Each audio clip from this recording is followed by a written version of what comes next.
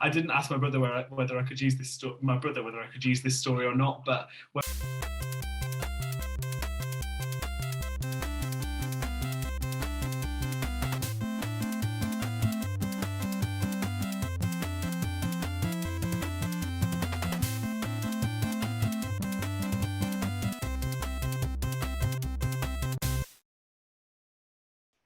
Welcome to Thinking Deeply About Primary Education, the podcast that makes time and space to really think about pedagogy, teaching and learning, professional development, anything of interest to time-poor but enthusiasm-rich primary teachers.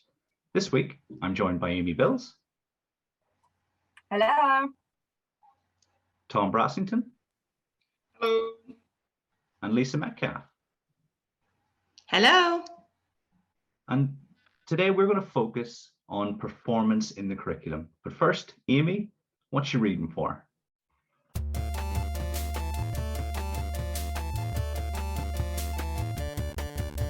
Hey, what you reading for? This week I've gone back to Inclusion, a Principal Guide for School Leaders, which is by Nicola Crossley and Des Hewitt.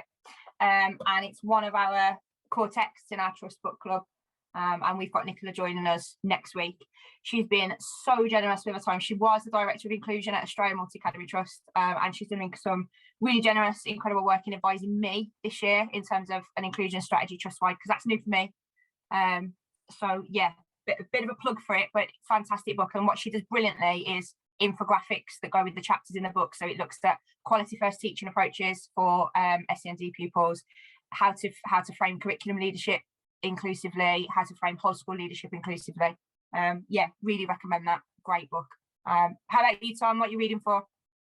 So I'm at that stage in the year where we're looking at timetables for the next academic year, and we're trying to think about how to get that right for our school and think about that curriculum offer. And I was looking for some help with that and some reading around it, and I stumbled across a thesis from a guy from Sweden called School Timetabling in Theory and Practice, and it's a really interesting paper which he basically uses algorithms to create timetables. And obviously that wasn't something I was going to do, but one of the things that was really helpful was he pointed out in the paper we have to consider when we think about timetables, those requirements, so those hard constraints and soft constraints, and he defines those as the requirements and the preferences. And so for us as a staff, that's been really helpful to kind of say, well, here are our hard constraints, things like we have to have a lunch time, we have to make sure that this is covered and this is covered, and we have to give over this amount of time to certain things. And then also he spoke about those preferences. So what do we, if we've got wiggle room, how do we want to use it? And he goes through two particular algorithm models that were really, really helpful. A genetic algorithm model to begin with that was sort of built on the survival of the fittest. And it just, the idea that we continue to develop those timetables until they're right, solving the problems as we go and tweaking. And then the other model was called taboo search. It's quite a common used algorithm, apparently. I'd never heard of it. But you basically form a taboo list of things that you've tried before that are now forbidden. So for example, you've tried having maths in the afternoon before and it just doesn't work for your school. So that goes on your taboo list and the algorithm bears those things in mind. So it was just a really interesting lens to look at timetabling through, and it gave particularly that idea of requirements and preferences has been really helpful for us as a staff team. What about you, Kieran? What are you reading for? When you opened with, I was reading a Swedish doctoral thesis, I thought the word interesting was doing a lot of heavy lifting there, Tom, and I was going to have to really edit this quite well, but actually I'm going to try and find that. Can you send that to me as soon as you finish this? Because it does sound really interesting.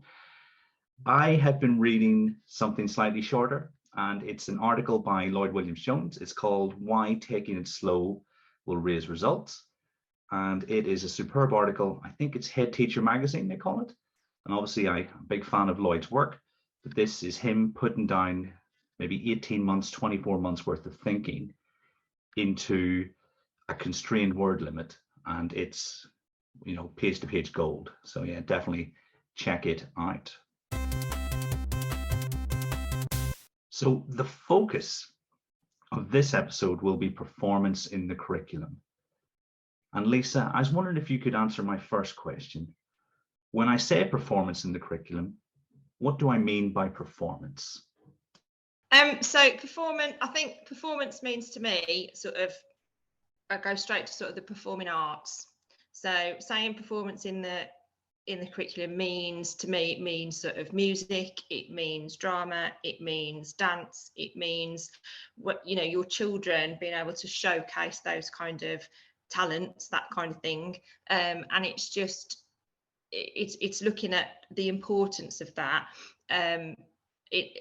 sort of across the curriculum, and where that fits in, both in its own right and also the other elements that feed into that, in terms of all sorts of areas, in terms of children's self-esteem, in terms of enjoyment, in terms of a broad and balanced curriculum, in terms of enrichment, in terms of, you know, how that can go into help with attainment, how it can help with vocabulary development. There's all those kind of things. So that's because that's my passion, that's my area of passion outside of school life, if you like. I just think that that's something I've always advocated for, and that's the kind of thing that I think that's possibly why I've been asked on to sort of talk about, because I think it's a really, really important part of, like I say, that, you know, the curriculum, and where you can get real, you can see impact of it, even down to like the tiniest little parts of achievement of an individual child. You can see the impact of having those areas in your curriculum and not letting them be sidelined for what perhaps other people might say are more important. And because I think it's about everything feeding in, isn't it? You know, that you can't lose those things, because they have a knock-on effect, they have an impact. And I think so that's what it means to me. I don't know if that's answered your question, but yeah, that's kind of what it means to me. Yeah, I think I totally agree with Lisa that those performing arts opportunities in school, particularly in primary, we have the opportunity to relish those, and they're really important. But the only thing I'd add to what Lisa has said is that I think there's maybe two sort of additional ways that it can crop up in the curriculum. One of those is in the form of sort of empathetic thinking. So thinking about stepping into the shoes of other people and understanding their perspective. It's a really powerful tool. Performance can be, if it's used well, and maybe we'll talk later about how to use it well. But if it can be used well in those ways, it's really powerful in terms of a student understanding a different setting or a different environment. And then the other way is sort of from a teacher lens. The idea of teacher in role is something that we see quite regularly in primary school, and actually quite often that can range across the whole of the key stages, and particularly in early years you see a lot of teacher in role pretending to be a novice, and pretending to not understand. And what's incredible about when you see that in action in early years is that the children get that straight away. They understand what they're doing. They understand they're part of a performance here. They understand that the teacher is putting on this kind of lack of knowledge. They know that they know the answers, but they're helping them, and it's actually just a really fun thing to observe, and I think a fun thing for the children to be a part of as well. Yeah, that's what I'd say about performance in the curriculum, in addition to what Lisa's already said. I mean, that's really clear, because I think, you know, as someone who is a natural introvert, you know, I enjoy the theatre, I enjoy the performing arts, but it's certainly not something I enjoy taking part in. I'll be very interested to see where this conversation goes, because I do think that with a lot of our conversations around curriculum, for instance, like you said, Lisa, there's a finite amount of time we have, and it's perhaps worth considering the purpose of primary, and it sounds like this is going to explore the purpose, and I don't know if you'd agree, Amy, from a slightly different angle to the one that we'd normally take on this podcast. Yeah, absolutely. I mean, I'd echo what Lisa and Tom have said, and I think you automatically jump to the arts, to performing arts. And I think we actually need to be really intentional about this now more than ever. I think when you look at what the impact the pandemic has had on the arts, on theatres, on dance companies, on musicians, on people across the sector, I think we've got a real responsibility actually to make sure that we give our children access to the arts. And I think we have to look at it as an entitlement. And I think this, we talk so much, don't we, about a broad and rich curriculum, and we talk about a knowledge-rich curriculum, but we mustn't overlook the importance of developing our children's skills. And it might not be for everybody. It really might not be for everybody, but every single child in our school and our classroom and our sector has an entitlement to find that out for themselves, whether it is or isn't for them. And I think that's really, really important. I also think, and I'm sure we'll talk in a bit more detail about this in a minute, but I think the timetable is so, there is such a demand on time that it is hard to safeguard time sometimes for some of the subjects that would contribute to the arts and that would naturally develop children as performers. But actually, again, I think we've got to be deliberate about it, because this cannot be the domain of the advantaged. It really cannot, because we've got schools and academies full of children who may, I'm sure everyone is doing a brilliant job of trying to not be like this, but who may be disadvantaged in many ways and need to be focusing on more core subjects and actually not be discovering that they are an exceptional musician or that they are most at home when they're on stage. So I think, listen, we've spoken enough times for people to know I am absolutely passionate about a knowledge-rich curriculum, about children being able to access the wider world, and for enable them to do that, they need that knowledge, of course they do. But I also am equally passionate about particularly our most disadvantaged pupils having the breadth of opportunities that all of our other pupils would have, that perhaps they would get outside of school, and we therefore need to think really carefully about what we can provide. The EEF did some interesting work about arts participation, and they found that it had sort of a low impact on the academic learning. But I think it's important to make that distinction early on in that conversation, that there are huge advantages to being involved in performance and getting involved. For example, you think about your music in your early years, that's going to support your social development, it's going to support your language understanding as well. And there is evidence that it does increase a sort of pro-social behaviours to our communities as well. So there are multiple benefits, and maybe it's another worthwhile distinction as well when we think about performance in the curriculum to say that there are your explicit opportunities to perform perhaps publicly or within the school setting. So maybe, your nativities, your end of year productions, that again, is an entitlement for children to be a part of those opportunities. But I also think performance has its place within a knowledge-rich curriculum, and there's opportunities to make meaningful links when they're planned carefully, to make meaningful links within the curriculum that are sort of more implicit amongst the learning, rather than those opportunities for them to shine on a stage or to go to a concert and perform. Yeah, that makes a whole lot of sense. So I should almost stop thinking about this in binary terms.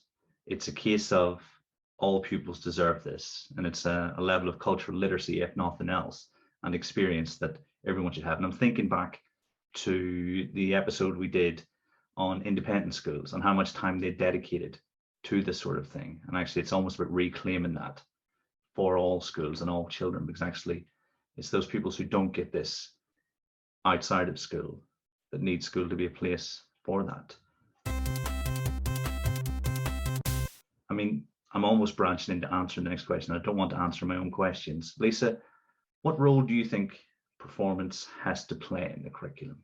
So I think, just jumping on what you were saying and actually linking it to timetabling, because one of the things we're actually talking about is actually fitting it in. But I think as primary teachers, I think one of the most areas that we're skilled in is thinking outside the box and making links all of the time. We're constantly thinking, okay, I can link that to that subject, I can link that to that, I can get a bit of maths in here in the middle of my history lesson, I can get a bit of, so, you know, I can get a bit of music in my geography lesson.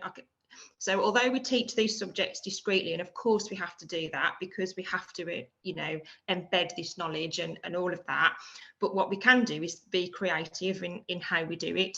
So a couple of years ago, we saw a dance company, we were involved in a dance company, and we took some year 3 children and they went to see this dance company, and it was all about the suffragette movement. Amy might remember this. And so the issue of suffragettes and that movement and votes for women, and, you know, was a very, very complicated topic to get across to year 3. They hadn't got that level of understanding when they saw that performance.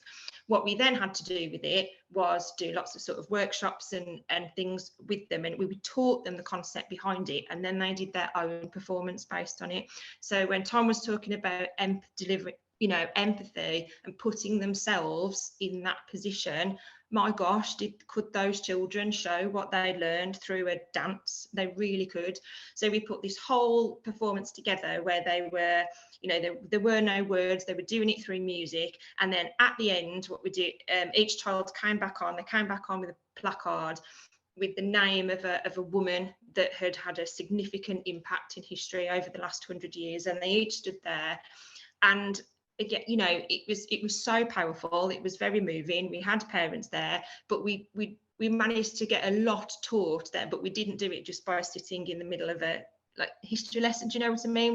We were thinking about how we could link all these things together. That's just one example, but I think, yeah, it's about making those links, and it's about thinking outside the box a little bit, and how can we get these core skills and core knowledge, but at the same time, could there be a bit of performance? And like you said, it doesn't have to be the end of year performance, it doesn't have to be the nativity, it can just be in a whatever lesson, but standing in front of the class and delivering something in a different way, pretending they're a news reader, get a bit of drama in, you know, you can still develop those skills, but you're not losing something else to do it, you're enhancing it by using performance as a means to do it. There's a teacher at our school at the moment, he's doing his masters, and one of his research things is to look, he's taking some children out and he's trying to teach them the keyboard. So he has a set time, he's doing it in his own dinner time, but what he's trying to see is whether those children concentrating and learning that particular skill through music, is that going to have an impact on how they then behave when they go back into class and in other areas? Is it going to increase their concentration? Is it going to, so that's what he's looking at the moment, you know, so because he's read a lot of research to say that yes, you know, learning an instrument, learning a dance skill, you know, learning that then has an impact in other areas. So that's an interesting part as well, isn't it? That's another concept to sort of think about, how developing in one particular area, the knock on then that can have in another one. Yeah, I think I definitely agree. I think it has an opportunity. There's an opportunity to use performance as a way of assessing how much knowledge has been taken on board. I think actually maybe I'm touching on the next question now, but I think it's important that you do set that you can use it to assess outcomes if you're clear on your expectations of what you want to see. That's really important.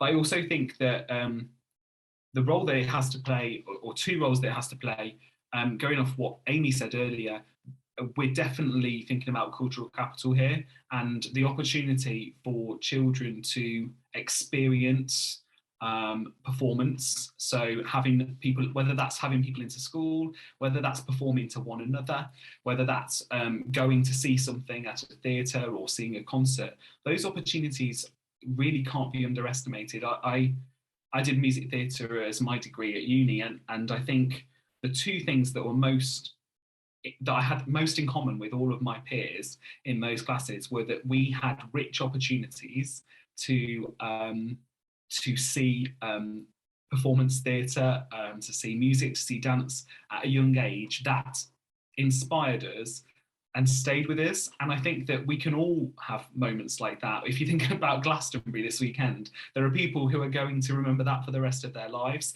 And so I think these experiences not only are, they're not academic experiences, they're quite often emotional experiences that we connect and we build a memory to, that can impact our future. And I think the other thing that I had in common with my peers at university was that somebody at some point along the way in education spotted that I had a talent and helped me to nurture that talent. And I think that that is an essential role for primary school teachers. We're constantly doing it in classes. We're constantly spotting people who need to be challenged. We're constantly spotting people who we can push to really develop a skill. Maybe we don't give as much opportunity to do that in musical instruments or in those children who can just make people laugh, and maybe that's something that we need to develop, or can sing beautifully, whatever it is. I think that it's what a privilege to be able to spot talent and push people in the right direction to nurture those talents.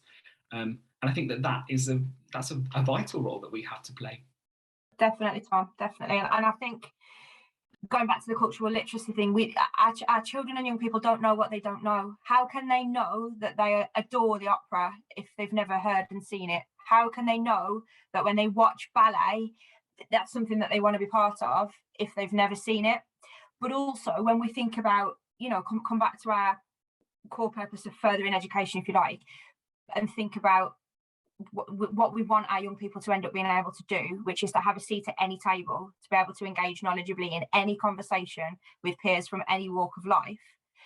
You could argue, and I would argue quite strongly, that they are going to need that breadth and that cultural literacy to understand the references that are being made in the conversations that they're having, equally as much as they're going to need the historical and the geographical and the scientific knowledge.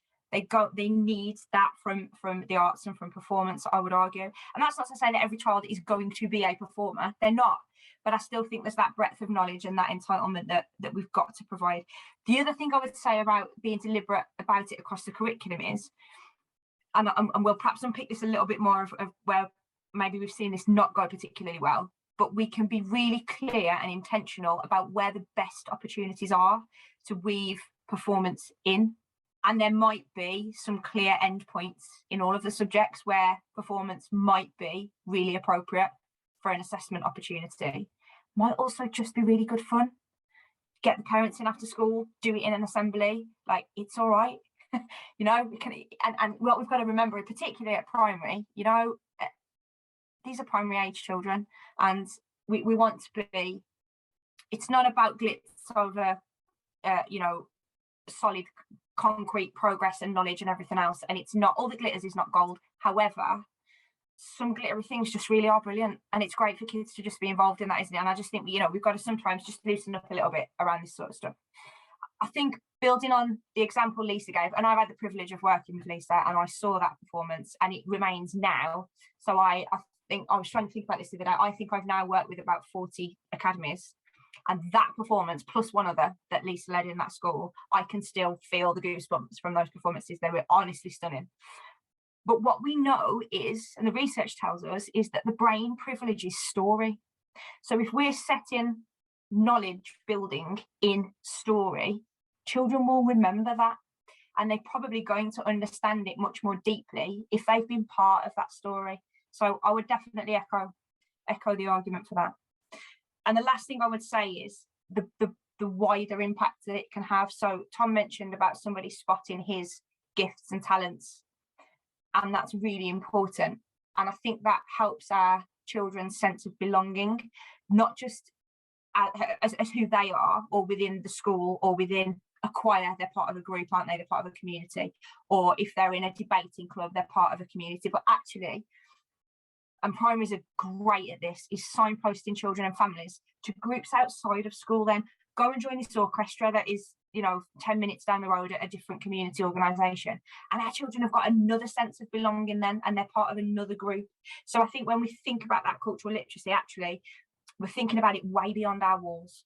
I think we have a moral duty, I do, to expose our children to it, and to be really, really deliberate about doing it really effectively, because we have children in all of our buildings that will never discover things about themselves if we don't create the opportunities for them to do that.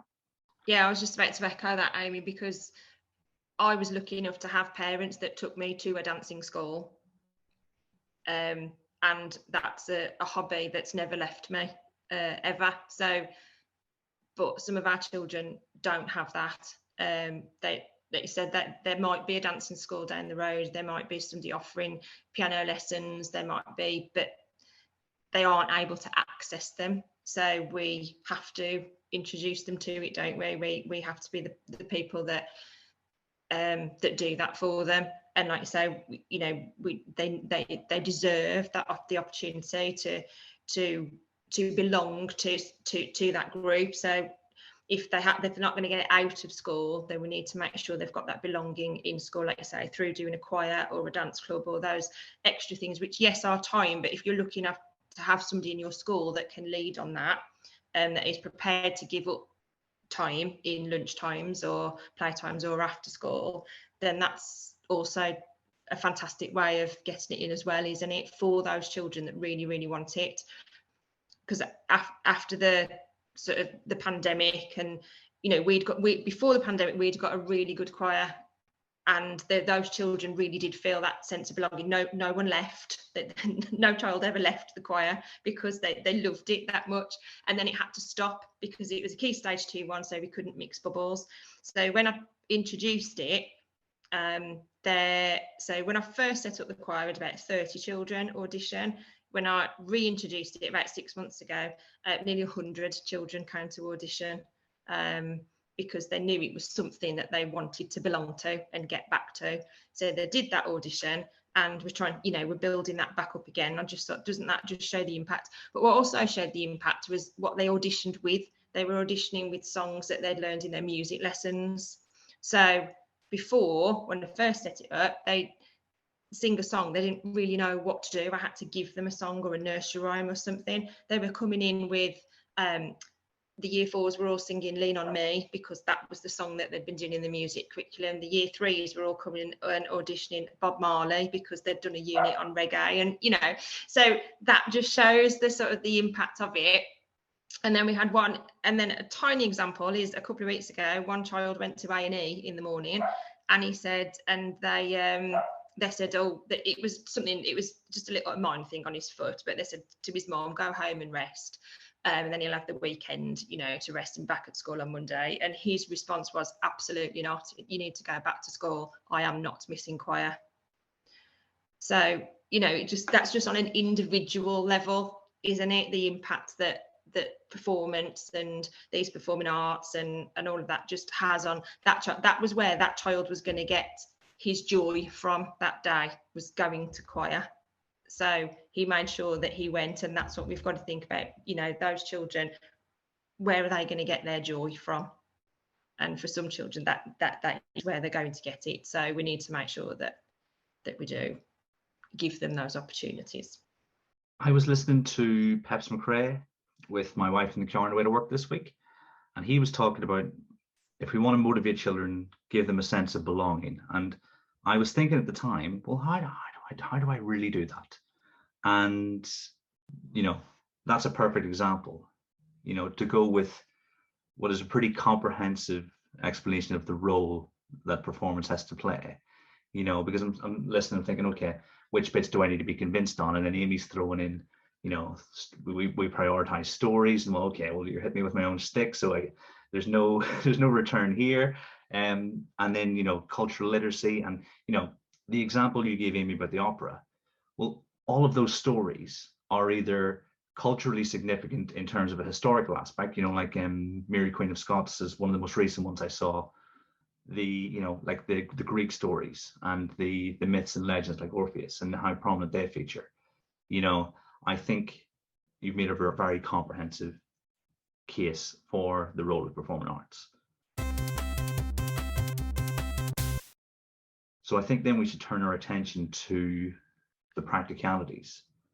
I'm going to throw this open. How can we get the most from it in our curriculum?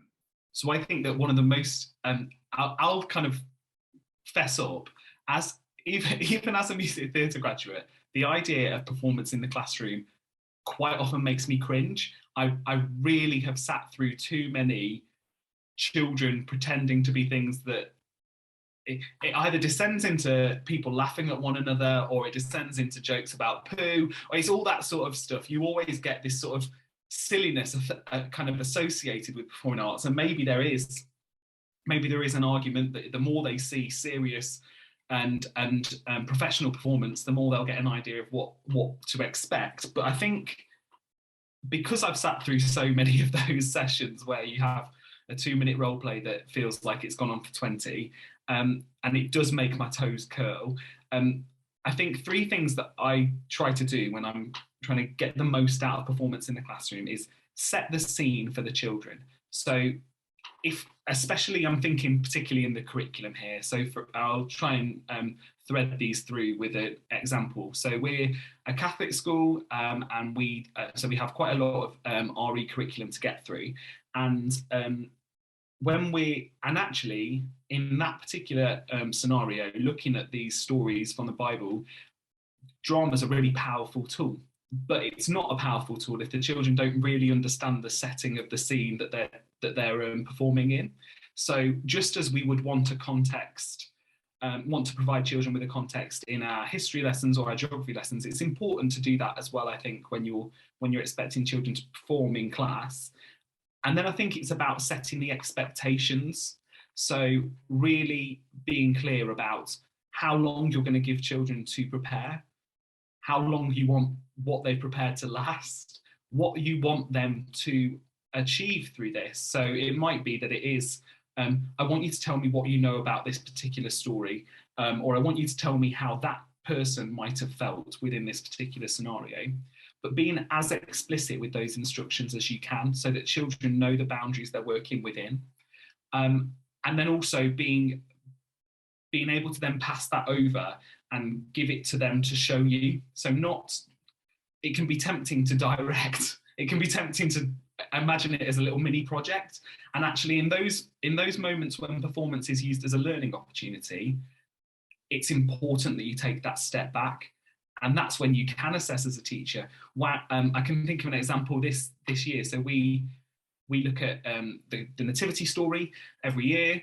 And with my year 3s, we have 2 particular examples where we use performance. And the first one is we think about a news programme. They present a news programme based on this amazing miraculous birth that's happened. I think it's important to say at this point that's different to what, so you could argue that if we asked them to do a newspaper article in English about the miraculous birth of Jesus, well, they didn't have newspapers back then, so that's just a silly activity to choose. But it's important to talk about the disciplinary knowledge of drama, which is that we are creating and we're in a fictional world. So that's quite a nice way to discuss how it's different to our English lessons or our history lessons. So we look at a newsreader kind of hitting the headlines of that miraculous birth. And then the second thing we do is we think about what it would be like to be the innkeeper.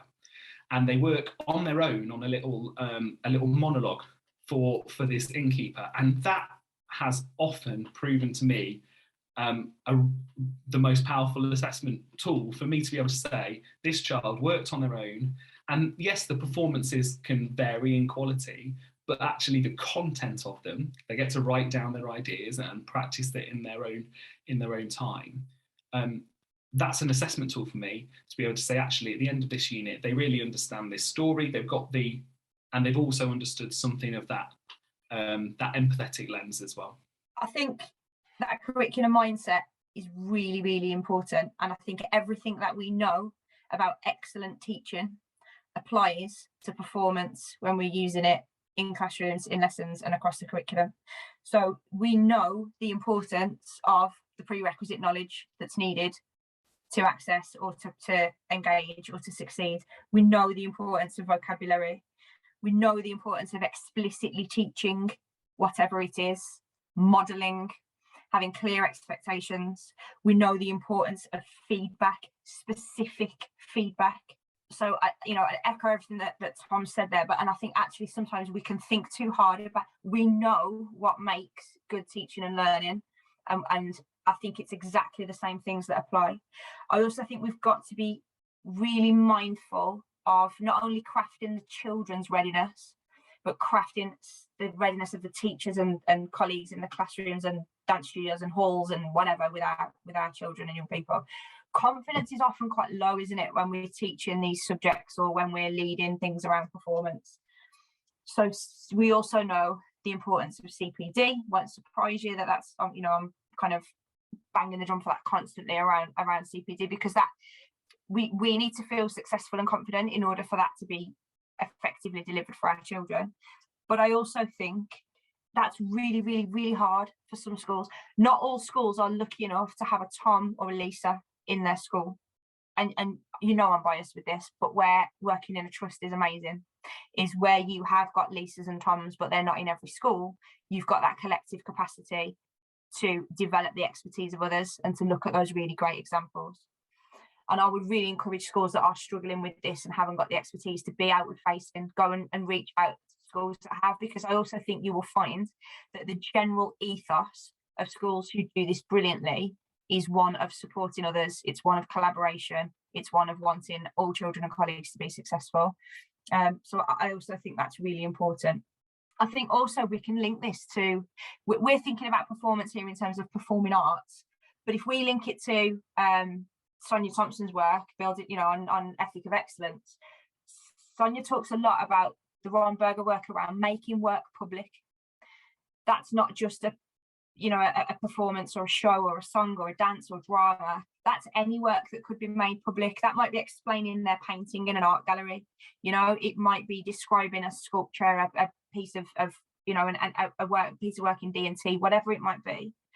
And all of that contributes to children's pride in their work and that culture and ethic of excellence that Sonia speaks and writes so brilliantly about. So I also think we can think more broadly about it, and actually it's about showcasing, whether that's through the arts or whether that's through other subjects, that we then make that work public. I think if Sonia was here, what she'd say is you can't do that in every subject, for every unit of work, for everything that you do. You physically cannot. So then I'm coming back to actually look at the sequencing of the curriculum, look at the deliberate mapping, and where are those opportunities. Kieran, can I just add a bit of nuance to what I was talking about with empathy, if that's okay? Because I think I've maybe overstated my point somewhat. I think that there'll probably be colleagues who will have come to this podcast with skepticism about the role of performance in curriculum and have this view that it is a sort of airy-fairy, jazz hand sort of addition that we don't necessarily need. I obviously disagree with that. But when I was talking about empathy, I read this article that came out of some work done in Massachusetts in the States, and it was called Actors Are Skilled in Theory of Mind, Not Empathy. And it was some really interesting work that they did with some students over there who had taken drama.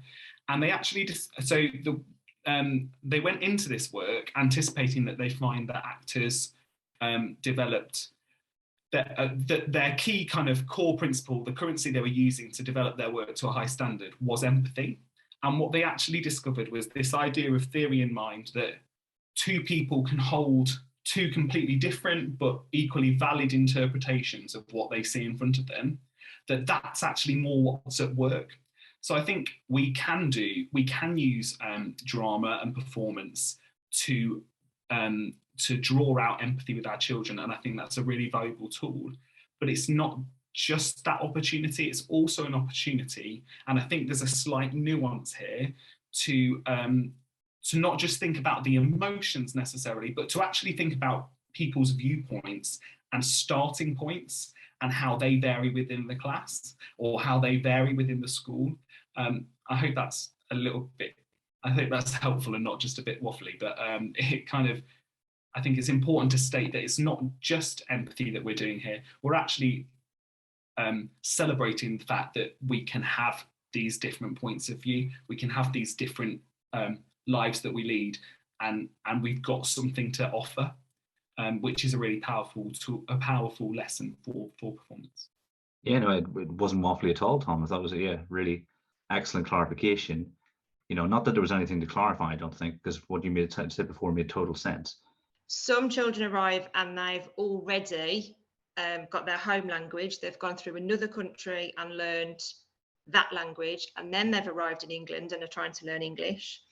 Some children can speak English but only speak it at school, and then the moment that they leave, they go home and then they don't speak English again until 10 to 9 the next morning. So it's you know, it is a real sort of range. So vocabulary is 100% at the heart of everything that we do, and it's usually the starting point for everything that we do.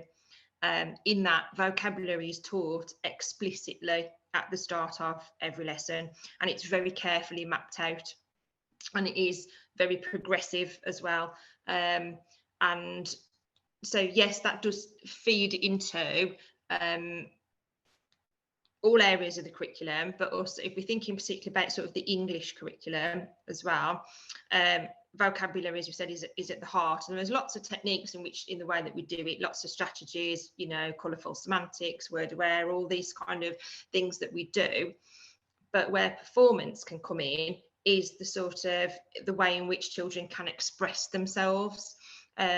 So we have got children that perhaps can't maybe speak in full sentences, etc. But then you've got them that they will try to sing along to a song lyric because, you know, they've heard it somewhere, so it's like a little hook for them, so they will do that. It's that kind of, again, going back to that sense of belonging, and it's having something in common. But that structure of those lessons, going back to Tom, what you were saying about getting the performance in the curriculum, it's about sort of modelling, isn't it, and what that looks like, and having very clear expectations. And in the way that you would do an English lesson, you'd have maybe, you know, this is what a good one looks like. You would do the same for your sort of drama performances and your music performance. You have what a good one looks like, and you set out your very clear expectations. And we have got children that within a very short space of time, as you know, Amy, all of a sudden their English skills do come on massively, but it's that opportunity for speaking, you know, speaking, being involved, and the progress is unbelievable sometimes. When the children are practicing speaking and practicing English in performance, I think it feels safer rather than practicing it in a classroom where the teacher is asking a question and expecting children to talk to their partner and answer. I think it is a much safer forum for them to practice just that use of language. And the repetition, isn't it? I suppose it's the absolutely. Repetition of something, because how do we learn? We learn by repeating. So I think it is that as well. It's the repetition and that comfort of being in a classroom with those other children. So yeah, it's part of that as well. Quick practical win as well. I was having a conversation with my wife just before we hopped on tonight, and I was asking her what she thought about performance. So she's a college lecturer in music theatre and performing arts. So and she said something that I thought was really valuable, and I think it's a real quick practical tip for maybe schools that are lacking in the expertise, lacking in the resources to be able to do this sort of work, particularly in terms of music performance, is to focus on rhythm, because rhythm is a universal language across all instruments. It doesn't change what you have to play and where you have to do it. It's the same. It's also completely cheap because you can do it with your hands. You don't necessarily have to have drums to do it. And it's also one of those things that's really valuable to learn because it has that that sort of crossover amongst whatever discipline you choose to go down. If it's dance, that's going to help with your dance if you've got a good sense of rhythm. Same with music performance, instrumental performance as well. So just maybe a quick win and a point of direction for some colleagues if they haven't got if they've got a lack of experience or resources in their schools. Also, one of those really effective tools is when you say to a child, we're learning this together. You know, so if you're feeling a lack of confidence yourself, and you talked about this earlier, didn't you, in the fact that actually as a teacher you are performing all the time, you are on that stage in front of those children a lot of the time, you are performing. So when you say to them, do you know what, I don't know that much about this, but we're all going to learn about it together. They love that as well, don't they? They feel like they're on that journey with you. So if you are lacking in a bit of confidence, whether it's in a music lesson or in a dance, it's okay to say, do you know what? It's all right. We might not be that good at it at the moment, but we're all in it together and we're going to get better at it. And then when we've come to the end of whatever it is, the end of this unit or this dance performance or this drama performance or this music, then we'll sit back and then we can do some, you know, we'll think about it, we can reflect on it then, can't we? And what have we learned? What's our journey been? Have we grown in confidence? What skills have we now got that we didn't get before? And that's where you get your, you know, that reflection, don't you, at the end? But to make them feel that you're part of it together, that's a really powerful tool as a teacher, I think. So we, you know, going back to language, when you have to teach a modern foreign language at Key Stage 2, which we have to do, in addition, when you've got children that already speak 3 or 4, and some children that don't speak English at all, and then you've got to try and teach them, say, French altogether, that feeling of, okay, we're all learning, we're all in the same boat here, we're all going to learn this word today. None of us really know what it means, we're all doing it. You can apply that, can't you, to performance if you're not particularly confident as a teacher to do that, because I think children really respond to that. They love being part of that journey with you. The only question I have left is where performance doesn't have a place in the curriculum. Is there anywhere you think, no, that should be slightly separate from what we're talking about tonight? A few examples, maybe. When I first thought about that question, the first thing that jumped to mind was those horror stories that we've sometimes seen where teachers have, whether through lapse of judgment, made really bad decisions about getting children to perform in certain roles, maybe through history, or examples that might be deemed really offensive, and actually where children can't relate to what they're being asked to perform. So that's an absolute no-go. You've got to be really mindful about that. I think the second thing is people who don't want to do this shouldn't be forced to do it. And that goes with staff and children. I think there's a responsibility for staff to be able to feel open to support in training themselves up in that sort of thing. And like we said, Kieran, rhythm being a gateway for that, that's something that's accessible for all and maybe could be something that helps you to develop your skill set in that area. But it's important, I think, to recognise that for some people, performance in a public arena is the last thing they want to be doing, and that can be for our students as well. Being mindful, thinking with one of my other hats on about the mental health of the people in our schools, it's essential that we don't add unnecessary anxiety to their days. So I think that's about creating safe spaces for you to perform in, acknowledging and communicating that this is an area that you're not going to be laughed at in. It's a space where you can, where part of the fun of performance is that play element, the element to have a go and see, but also being mindful of those, maybe those little ones who will find this difficult, and thinking about what they could do to contribute and where's appropriate. And I think that you can use a common sense approach to that as well, to be honest. And then the final thing that jumped to mind was actually about teacher in role. So that idea of a teacher taking on a role, perhaps, you know, you see a year 2 teacher coming in dressed as a witch or those sort of things. I think that some of those learning opportunities are valuable and children often love teacher in role. I think the thing to be wary about is not using it when explicit instruction is necessary. So if you've got, so I don't see my early years colleagues pretending that they don't know anything until that child that they're working with will be able to get to a solution with the teacher. So just being really smart about when is appropriate to actually be teaching and when you can.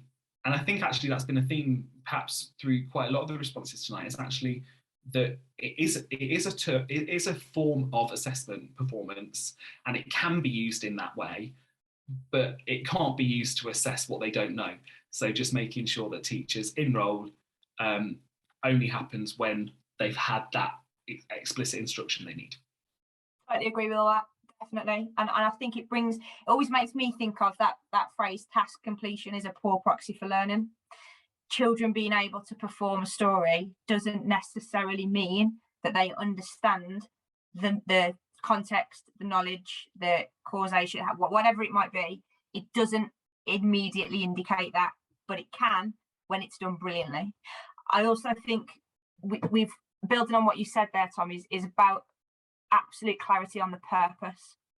So is this performance a way in which we are going to assess children's understanding of a historical, whatever it might be, or are we assessing children's performance, in which case we're looking at something very different, and therefore the build up to that performance would look presumably very, very different indeed, because they're two very separate sequences of learning there. One is an assessment opportunity, one is developing children's knowledge, skills and understanding as a performer.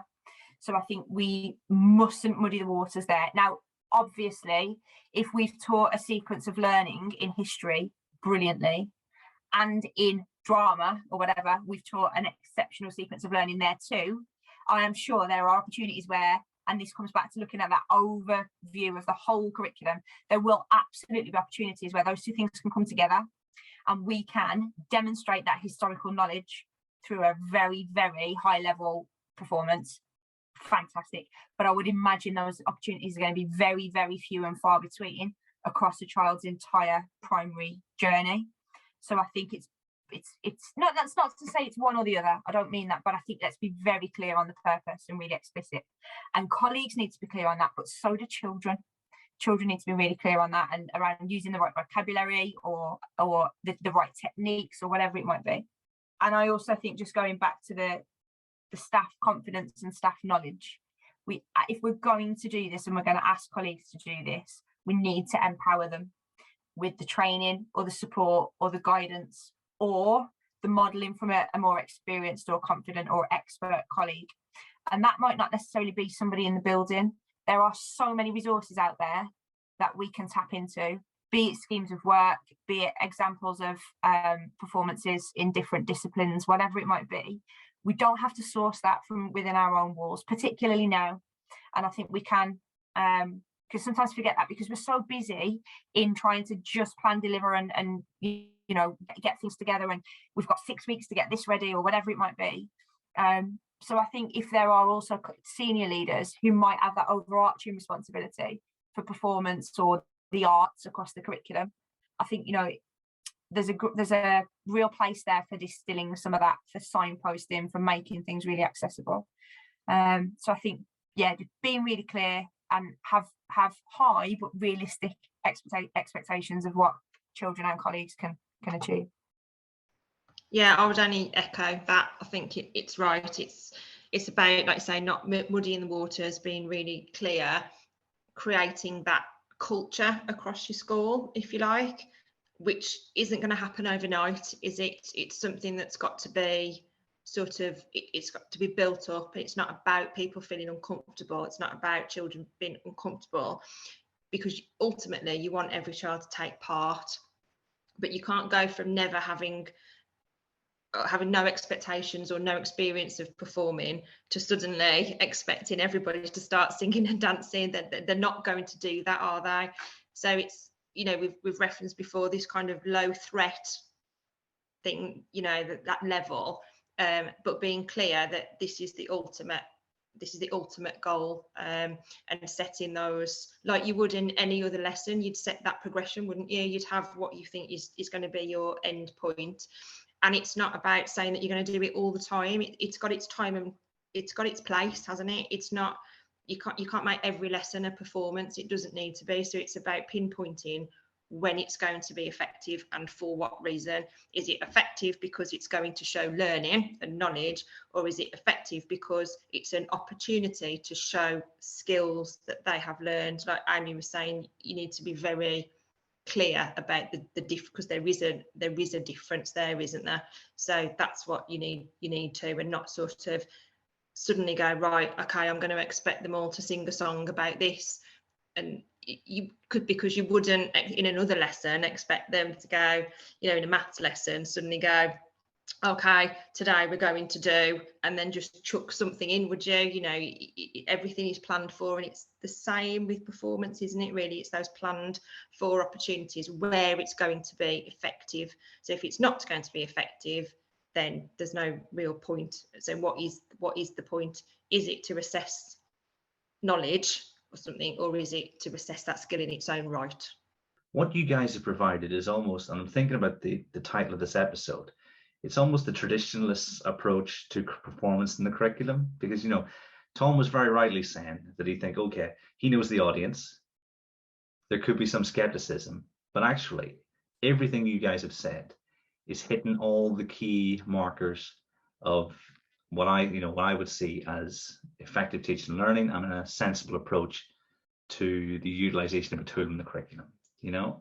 And so genuinely, as someone who, like I said at the start, not interested in being that person who teaches it, but understands the value, you've actually convinced me that were I in the position where it was required of me, I should be seeking out professional development so that I change that aspect of my practice, you know. So, and I think there's a very, very high chance that that will happen to a lot of people who listen to this episode. I think you guys have done a fantastic job of outlining the case for performance, how to get the most from it, and what to avoid, you know, and I think it all connects really, really well, you know. So, you know, thank you very much, guys. I just say this probably won't make the cut. I didn't ask my brother whether I could use this story or not. But when we were in primary school, I got the role of Joseph in the Nativity, and when I was in year 2, and Joe isn't as performance influenced as I was. And when they were in year 2 themselves, I mean, it's so bad. The teacher they just refused to smile, and the teacher printed off a laminated smile on a stick that Joe stood in the Nativity and held this laminated. So my advice would just be, don't you dare print off laminated smiles on sticks and give them to children, because that's never going to work. You know, that's going to be the outtake at the beginning. Yeah, you need to get permission from Joe for that inclusion. It's been fascinating. I think all that's left to do, I've got one more question. Amy, have you submitted your talk for the ResearchEd National Conference? I haven't, but it's the 29th of June, so I think I still got a tiny little bit of time, but no, I haven't. Am I going to for national? No, I don't think so. Am I looking at some a little bit more locally to start dipping my toe in? Maybe. Well, that's a step forward. Thank you. I'll ask you every time you come on until it happens. All I said to do is say thank you very much for joining me. Thank you very much, Tom. Thank you very much. Thank you, Lisa. Thank you. Thank you, Amy. Thank you. Pleasure as always. And everyone at home, until next time, thanks for listening.